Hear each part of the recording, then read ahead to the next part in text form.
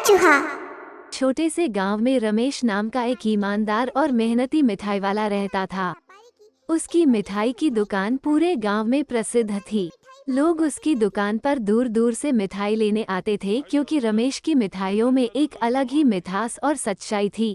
एक दिन एक अमीर सेठ रमेश की दुकान पर आया। सेठ ने रमेश से कहा, मुझे कुछ विशेष मिठाई चाहिए, ऐसा कुछ जो मैंने आज तक कभी नहीं खाया हो। मिठाई खरीदने के लिए हमारे पास पैसे नहीं है बेटा। धर्मदत्त स्वभाव से बहुत दयालु था, वो हर किसी की मदद करता। पर मालिक, हमारे पास आपको देने के लिए कुछ नहीं है। कोई बात नहीं, मेरा बेटा भी इसी के उम्र का है। और हाँ, अगर देने के लिए कुछ नहीं है तो तुम्हारा आशीर्वाद ही दे दो। हैं? भगवान आपको और आपके परिवार को सदा खुश रखे। जहाँ एक तरफ लोग धर्मदत्त और उसके परिवार को आशीर्वाद देते थे, वही दूसरी तरफ उसके दो छोटे भाई मन ही मन उसकी तरक्की से चलते थे। अरे इसी तरह ये मुफ्त में मिठाई बांटेगा तो जल्द ही दुकान का दिवाला निकल आएगा। भाइयों के इस स्वभाव की धर्मदत्त को जरा भी भनक नहीं थी। वो अपने भाइयों से उतना ही प्यार करता था जितना वो अपनी पत्नी सुशीला और अपने बेटे कुमार से करता था। धर्मदत्त के दोनों भाई और उनकी पत्नियां धर्मदत्त के साथ एक ही मकान में रहते थे। दोनों भाइयों के भविष्य को लेकर धर्मदत्त चिंतित था। उसे अपना व्यापार बढ़ाना था और उसी सिलसिले में एक दिन वो नदी से होकर बाहर गांव जा रहा था। अचानक नदी में तेज बाढ़ आई और धर्मदत्त की नाव उलट गई। धर्मदत्त की मृत्यु हो गई। धर्मदत्त की मृत्यु के बाद उसके दोनों भाई उसकी दुकान और मकान पर कब्जा कर लेते हैं। अब इस घर पर तुम्हारा कोई अधिकार नहीं, निकल जाओ यहाँ से। भाइयों के इस बर्ताव से सुशीला बहुत दुखी हो जाती है और शहर छोड़कर एक छोटे से गांव में आकर रहने लगती है। सब कुछ खो देने के बावजूद भी सुशीला हार नहीं मानती। वो लोगों के घर में बर्तन मांजकर अपना गुजारा करती है। अरे ये क्या, अभी तक बर्तन ही मांज रही हो? जल्दी करो, तुम्हें ये कपड़े भी धोने हैं। अरे अभी तक काम खत्म नहीं हुआ और ये कपड़े कौन धोएगा?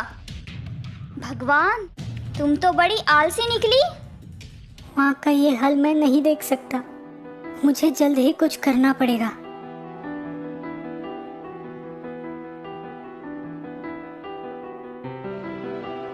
क्या हुआ कुमार, इतने उदास क्यों हो? माँ, मुझसे ये तुम्हारी हालत देखी नहीं जाती। एक दिन मैं भी अपने पिताजी की तरह बड़ा व्यापारी बनूंगा, फिर तुम्हें ये काम करने की कोई जरूरत नहीं पड़ेगी। जरूर बनोगे बेटा, पर व्यापार के लिए थोड़ा धन भी आवश्यक है, वो कहाँ से लाओगे? सुना है कि इस नगरी में विशाल दत्त नाम का एक व्यापारी है जो होशियार और होनहार लड़कों को पैसे उधार देता है।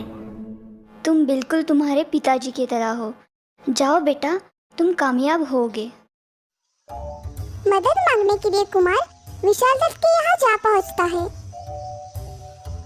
अरे भाई, मैं तुम्हें पैसे कैसे दूं भला?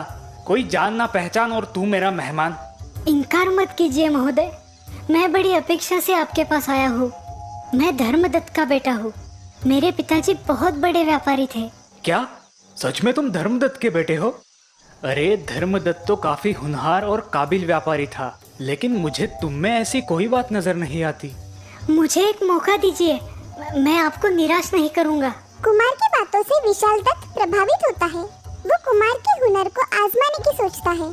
तभी उसकी नजर एक मरे हुए चूहे पर पड़ती है।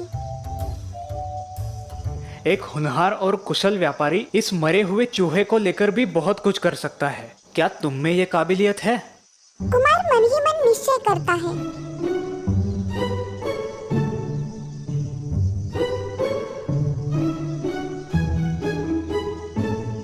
जी आभारी हूँ महोदय, मैं मरे हुए चूहे से ही काम चला लूंगा। कुमार मरा हुआ चूहा लेकर वहाँ से निकल पड़ता है। अरे रास्ते में एक मूंगफली बेचने वाले दुकानदार की बिल्ली बहुत उछल कूद कर रही थी। अरे कोई इस बिल्ली का मुंह बंद करेगा? परेशान कर दिया है इस बिल्ली ने। तभी कुमार वो मरा हुआ चूहा लेकर उस दुकानदार के पास जाता है। महोदय, मुझे लगता है कि आपकी बिल्ली को भूख लगी है। मेरे पास ये मरा हुआ चूहा है जो मैं इसे खाने के लिए दे सकता हूँ। जल्दी दे दो भाई।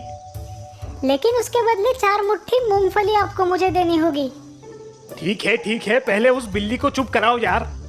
कुमार वो मरा हुआ चूहा बिल्ली के सामने रखता है। बिल्ली चूहे पर झपट पड़ती है। दुकानदार खुश होकर कुमार को 4 मुट्ठी मूंगफली दे देता है। मूंगफली लेकर कुमार निकल पड़ता है। रास्ते में उसे कुछ लकड़हारे नजर आते हैं जो काफी भूखे हैं। कुमार लकड़हारों को मूंगफलियां देता है। लकड़हारे खुश होकर मूंगफलियां खाते हैं। शुक्रिया बेटा, पर हमारे पास तुम्हें देने के लिए कुछ नहीं है। मैं लकड़ियों से ही काम चला लूंगा। लकड़हारे कुमार को लकड़ियां देते हैं। वो लकड़ियां कुमार बाजार में जाकर बेचता है और मिले हुए पैसों से वो और मूंगफलियां खरीदता है। वो मूंगफलियां जाकर लकड़हारों को देता है। लकड़हारे उसे दोबारा लकड़ियां देते हैं। ऐसा कई दिनों तक चलता है। आखिर कुमार उस शहर का बड़ा लकड़ियों का व्यापारी बन जाता है। कुमार की ये तरक्की देख माँ बहुत खुश हो जाती है। अपनी मेहनत और होशियारी से कुमार बहुत सारा पैसा कमा लेता है। इसे कहते हैं बाप से बेटा सवाई। इसने तो धर्मदत्त का नाम और भी रोशन कर दिया।